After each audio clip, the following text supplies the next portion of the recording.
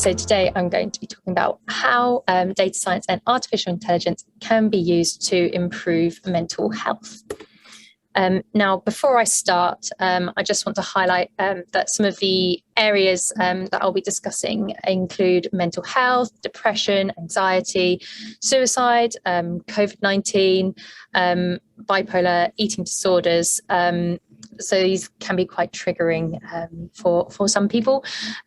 So if at any point you find any of the topics described particularly challenging to listen to, I won't take offence if you drop off, and you can feel free to get in touch with me afterwards if you want to know more.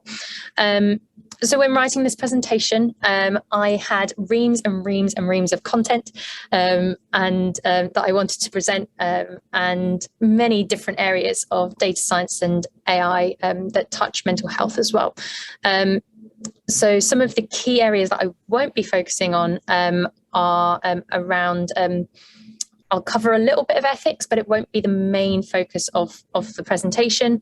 And then I also won't be looking at modelling with pharmaceutical interventions. But what I will be covering is some of the current trends in mental health-based data science, the impact of data science on mental health, applications, and then also looking at the thesis that I did for my dissertation and some closing thoughts. So a little bit about me. So I studied psychology at the University of Sussex a long time ago, and then I went and worked within people development, recruitment, talent acquisition, and employee engagement for around 5 years. And then upon reading the book Invisible Women, all around sort of data biases within our world, I got to the end of it and thought, someone really needs to do something about this. And then upon further reflection, decided I needed to do something about it. So I started learning to code during the pandemic, and through an online course with Stanford University, and found myself back at Sussex studying a master's in human and social data science.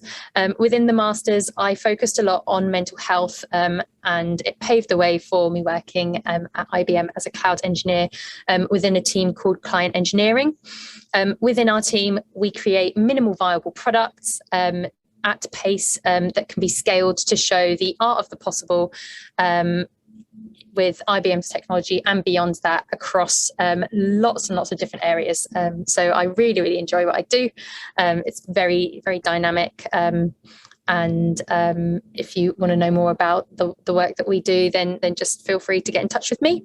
And then in my spare time, I am also a Samaritan. So when it comes to mental health, I've seen quite a lot. So that's just a bit about me. Now on to the main sort of bulk of what I want to talk about. So around 2/3 of adults in the UK have suffered from a diagnosed mental health problem. And actually 1/4 of adults in the UK suffer from poor mental health each week. And this has only been worsened by the pandemic. So there's a staggering 1.6 million people currently waitlisted for mental health treatment. And what's more shocking than that is actually that there's an additional 8 million people in the UK who are not currently on the wait list because they are not deemed unwell enough, though they would really benefit from treatment. So even early in the pandemic, researchers were saying that there's a second pandemic side by side, which is a mental health one. So we have a lot that really needs to change to be able to offer society the support that they need from a mental health perspective. And that's where data science and AI can really come into it, in helping to provide services that will support as many people as possible. And it's mental health technology is a really growing area as well. It's actually forecasted to be worth around $37 billion worldwide by 2026. But what exactly does that mean?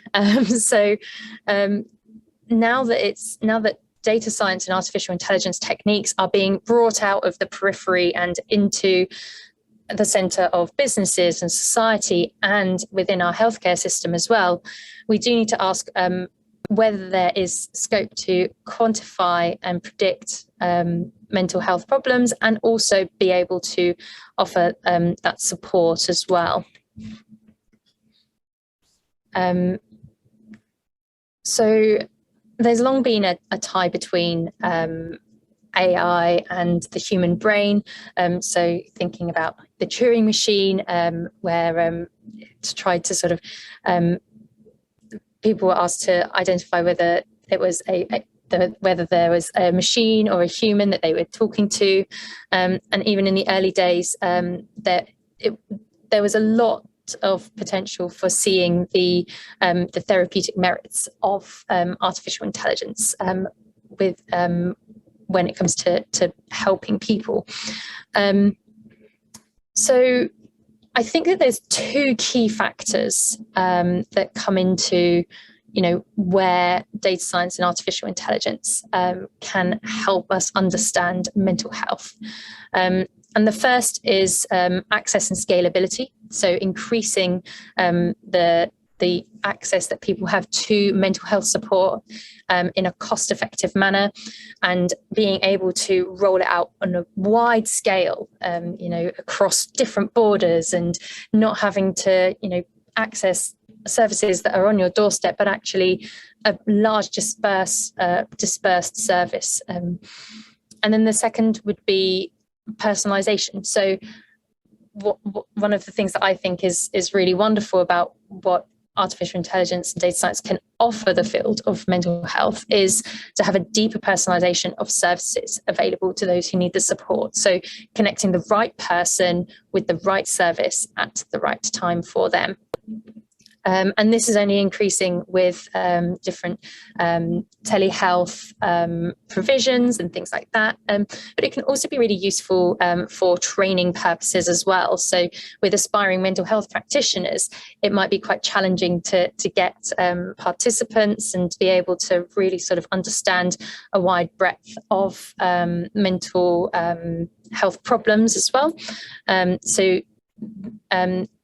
It can be used to create authentic experiences for them to practice, and even post-qualification as well. So imagine if you could get a platform that would use artificial intelligence to listen to a conversation and provide feedback through natural language understanding and topic modelling, and then also looking at the way that perhaps sentiment can be explored throughout conversations that practitioners are having as well.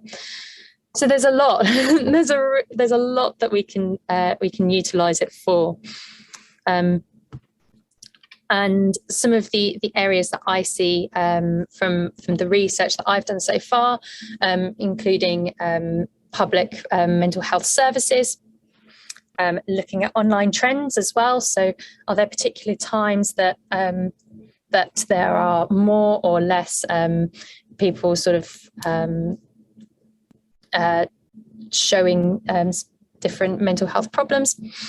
Looking at populational predictions as well off the back of that. The large bulk of that research has actually been done with social media and online platforms. Yet there are other ways that we could look at predictions on a populational level as well.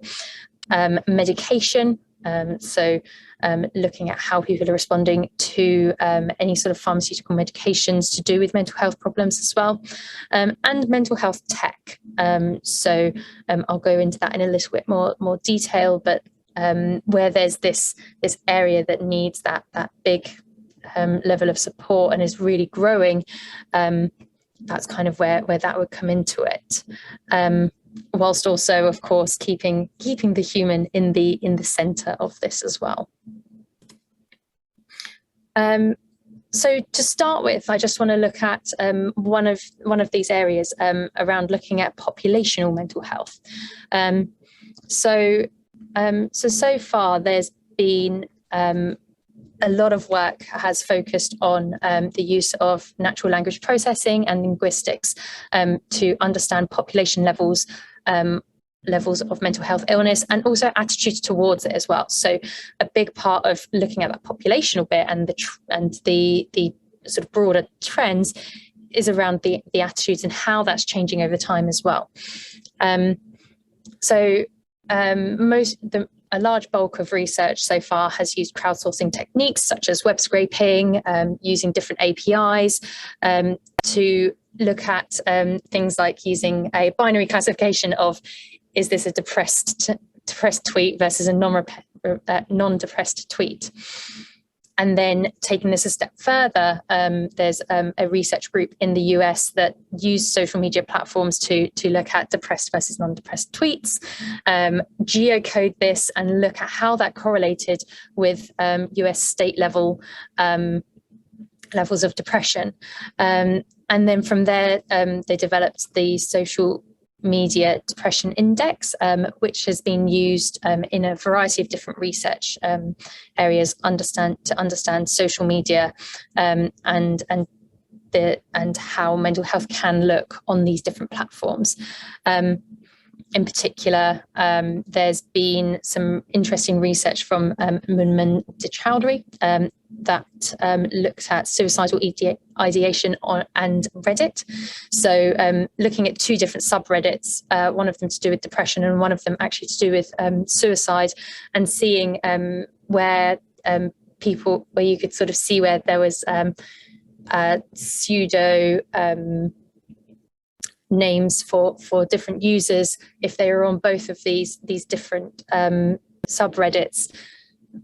Where was that shift? How did their language change from just the depression one to the suicide subreddit?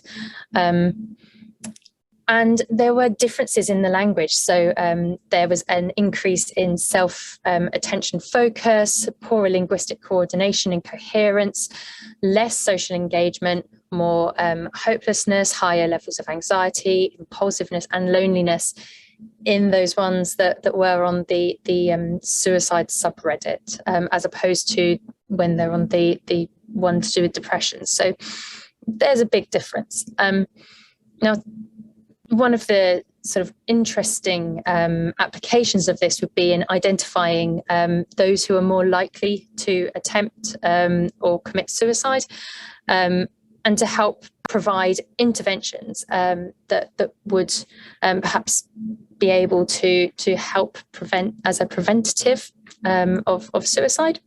But then also more broadly looking at outpatients services and how they could use this as a technique to analyse key features of self-reporting, indicating a higher risk of suicide or alleviate that burden for the mental health services and system.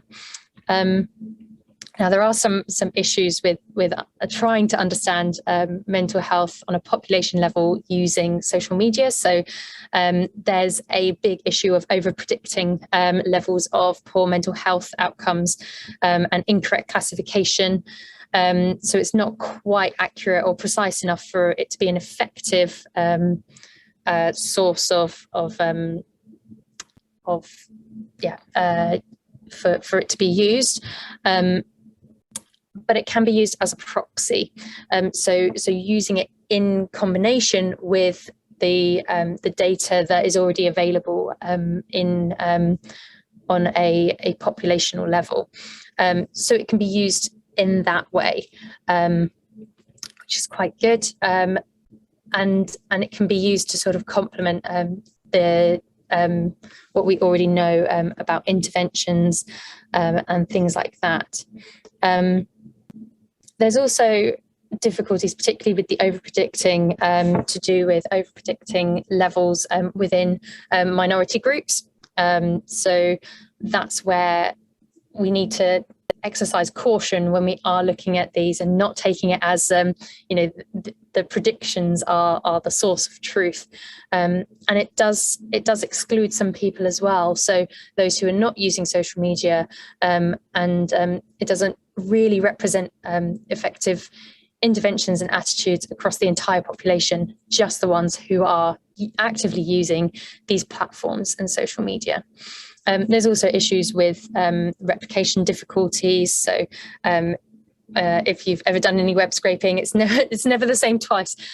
So there are some challenges with that, and constant changes to the platforms that are being used and things like that, both from a consumer perspective and also the internal teams at those platforms, and a variety of ethical concerns as well. So, can you identify these people if you are looking at them across different subreddits and things like that? Can you find out who these people are? There's sort of a key ethical concern on top of the ones that I've already mentioned. So that's where it can be used to understand that population levels of mental health and mental health outcomes. Now, if I were to move on, one of the other areas that I'm quite interested in is the use of chatbots in a therapeutic setting.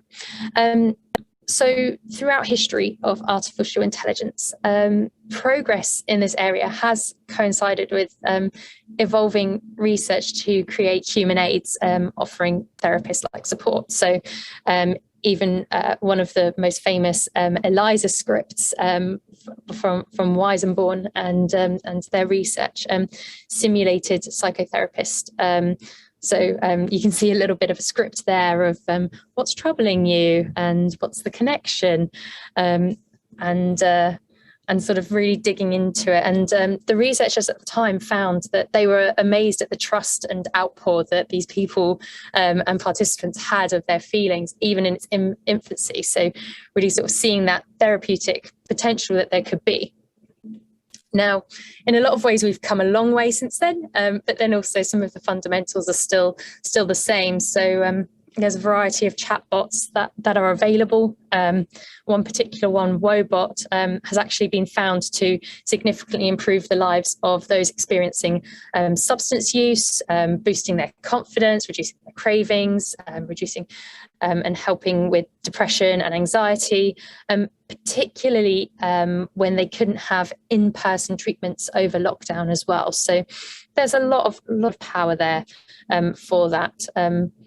And in creating different types of personal assistance to help with it as well. So, for example, one called Replica looks at making it quite a tailored, non-judgmental soundboard for people's personal thoughts and feelings and things like that. So it can be taken in many different avenues.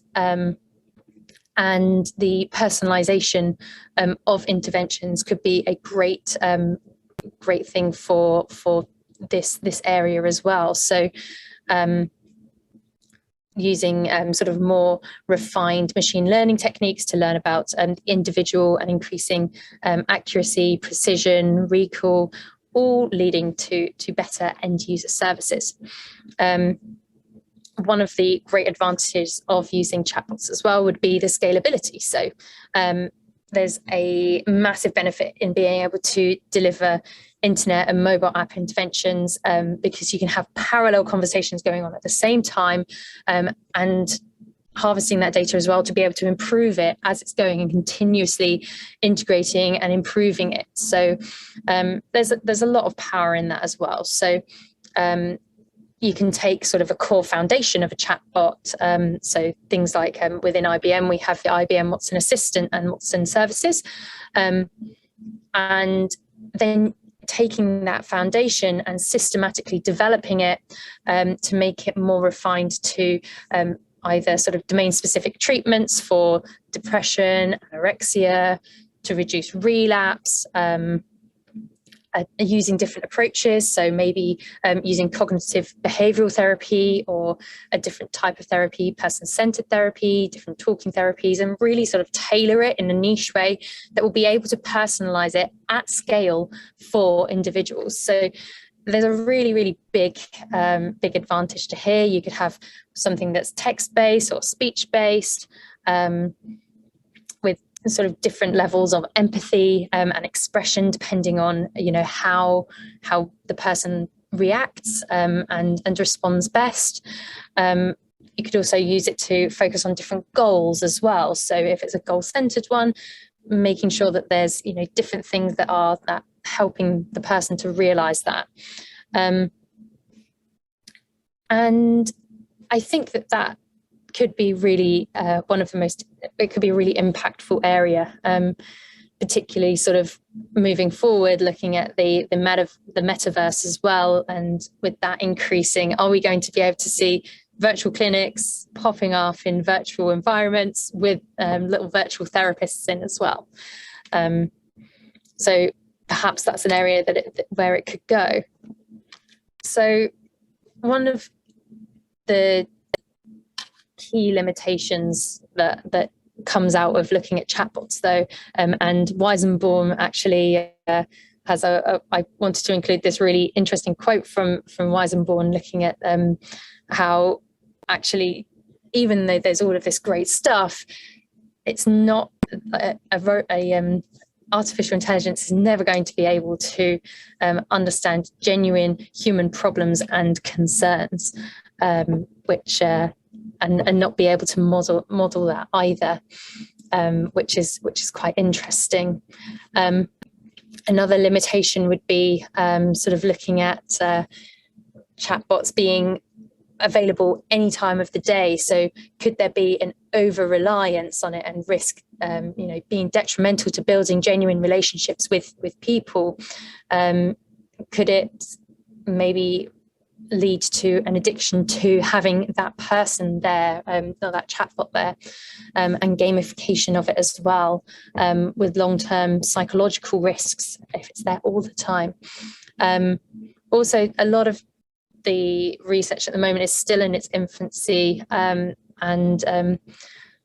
on non-clinical populations. So actually honing in on that and making it sort of more effective for use is a big area at the moment, and also around data protection and privacy as well.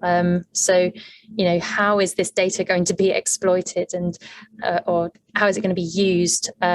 Is there a risk of it being exploited? And a lot of the algorithms that would be used as well, and the machine learning techniques, are still quite non-transparent as well. So it could cause more damage and be detrimental if there wasn't the right sort of legislation, transparency, and things like that in place. So there are some huge risks with using chatbots within this as well. So that I mentioned Wobot, but there's also a lot of other applications as well. So within business settings, you can get different employee assistance technologies, and there's a lot of startups focusing on that, which are sort of taking it from being specifically looking at clinical side of things and allowing for there to be population level mental well-being support, so that's available to as many people as possible. And then also within the NHS, there's ESO, which is a digital mental health platform, who are actually now offering AI-enabled mental health treatments, and therapists are able to use this as a clinical decision support tool to receive advice based on data analysed from lots of online CBT sessions. So there's some really nice applications of data science and artificial intelligence within mental health already, and it's looking at that scope on a broader sense as well, is quite impactful. So I've gone through quite a lot of the different applications that I'm interested in, and now I just want to sort of switch it up a little bit and talk about my thesis and the work that I've done so far. So I guess a good place to start is, how can data science help mental health research? So within mental health research, there are some limitations that data science might be able to help with. So statistical limitations with sort of the predictive power, And things like deep learning and classification could be really valuable for this, particularly on complex data sets that have all these different sort of data violations and things like that. So to do with it being very skewed or something like that. So actually, some of these techniques would be quite valuable for that. It's also challenging to use computationally intensive and expensive methods. And it can be sort of good for, looking at where perhaps we can use some of the data that there is in the field of psychology and really drill down on some specific areas that could be quite useful, and putting these techniques into place. So my thesis focused on using modelling, so whether we could model psychological distress across the life course to predict mental health outcomes during the coronavirus pandemic.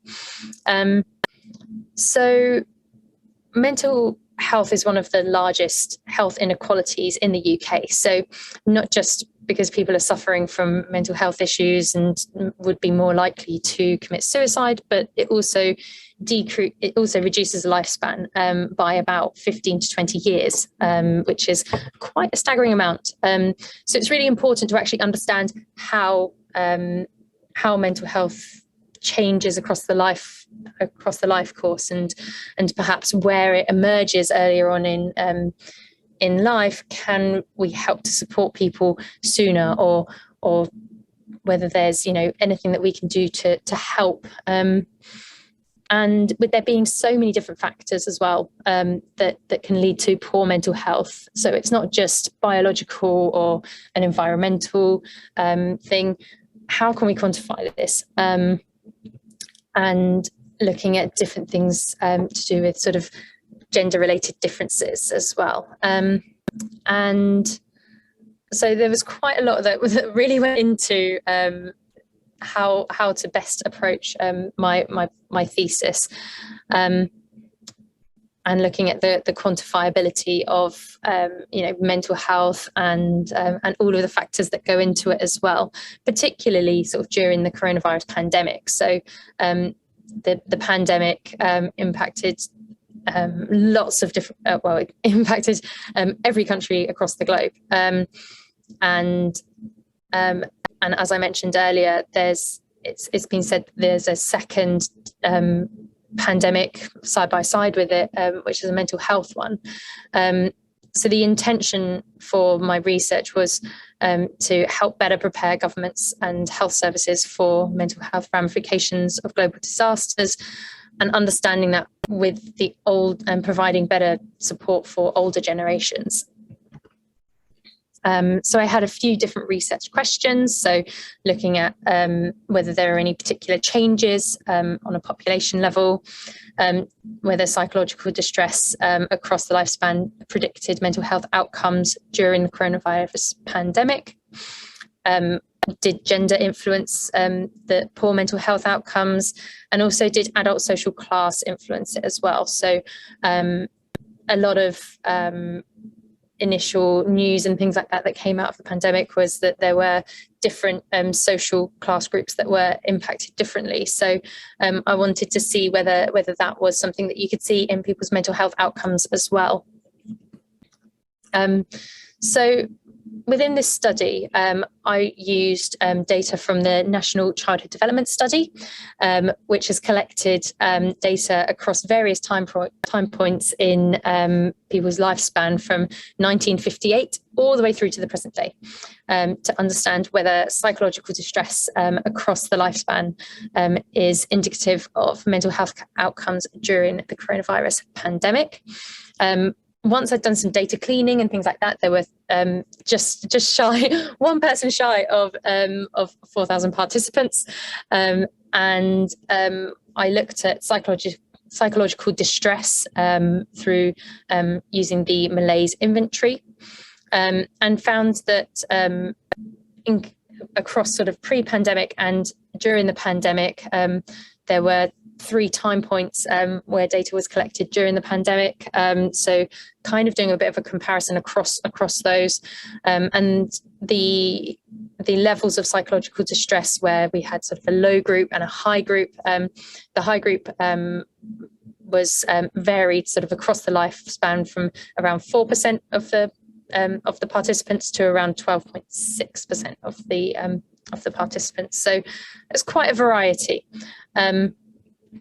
And then as far as sort of the steps that I undertook go, I did some multiple imputation because there was a lot of missing data. I did some statistical significance testing.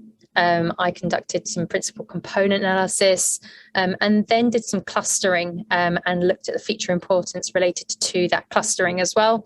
So DB-scan was the clustering method that I decided to use because it sort of puts them into high density and low density clusters, and it's quite good for ones that are irregular shapes as well, which was what I was sort of expecting from the study.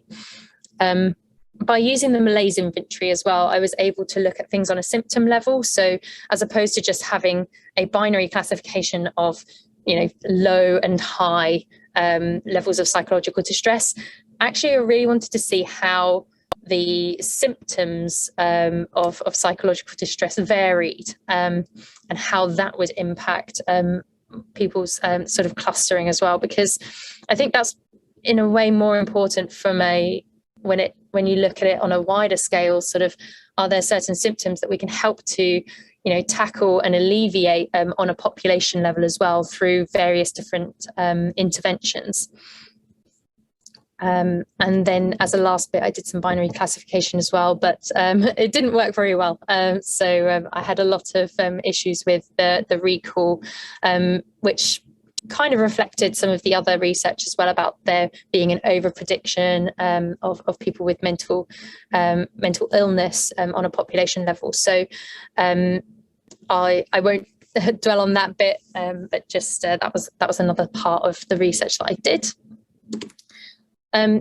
So within the study, I found that poor mental health outcomes were significantly higher across the coronavirus pandemic compared to pre-pandemic levels.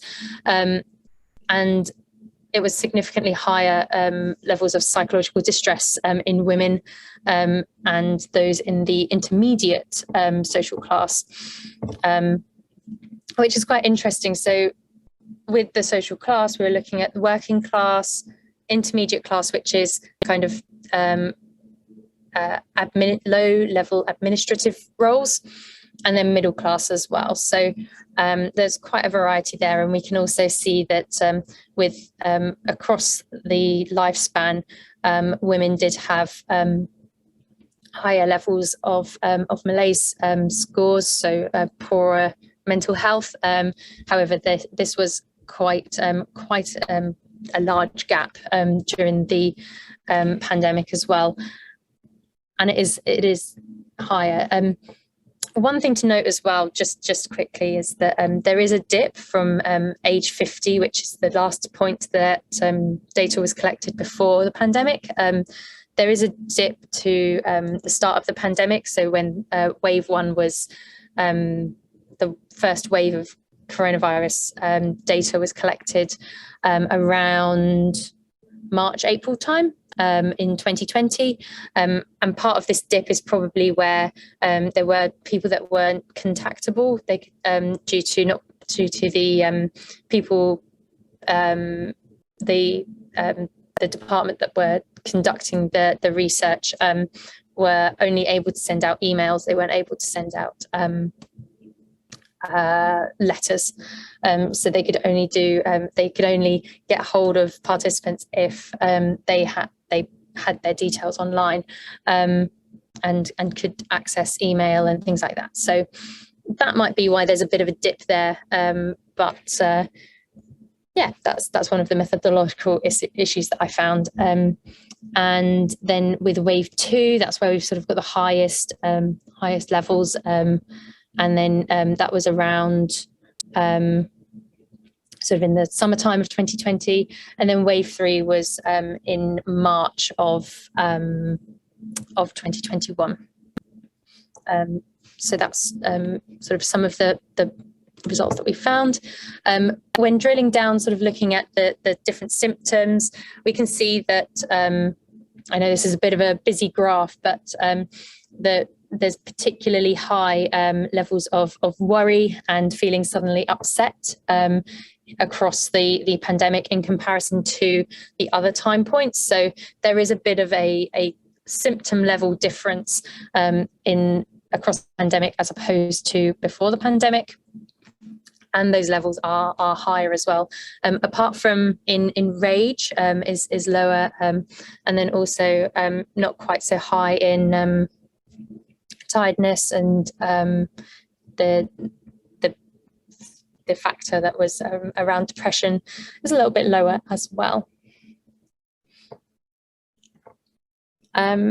Now, if I go through to getting into sort of more of the clustering side of things, we did have some different loadings of the principal components. So the first component had quite a lot of sort of this blue bit had loadings of quite a lot of the symptoms, and then we do have some variability sort of with the second principal component, with sort of looking at high levels of tiredness but low levels of worry, and then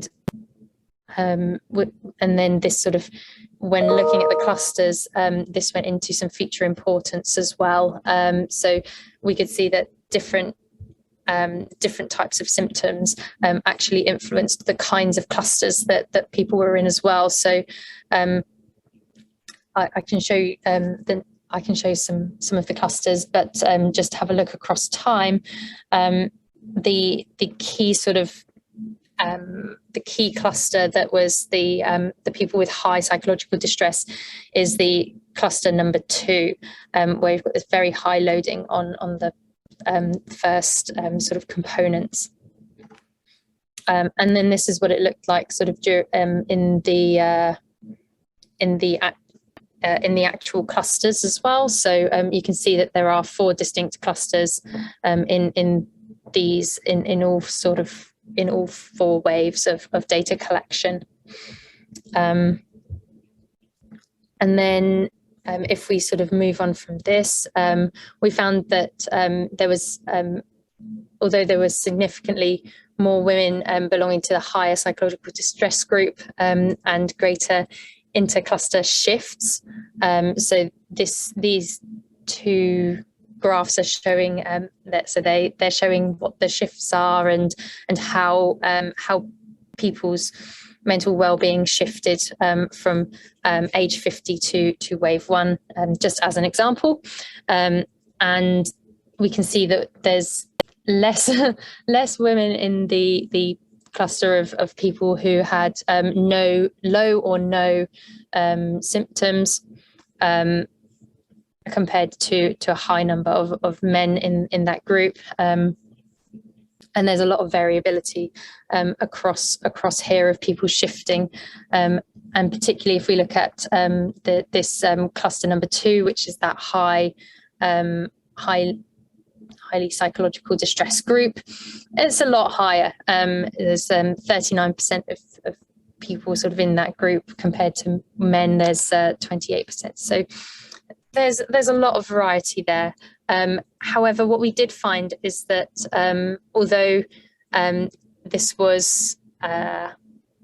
there were more women in this group than men, actually the men's mean scores were higher. So one thing that could mean is that that men sort of, maybe there was this, even though there's more women, actually the men had a higher mean level of psychological distress, which could be quite interesting for looking at gender differences across mental health outcomes as well.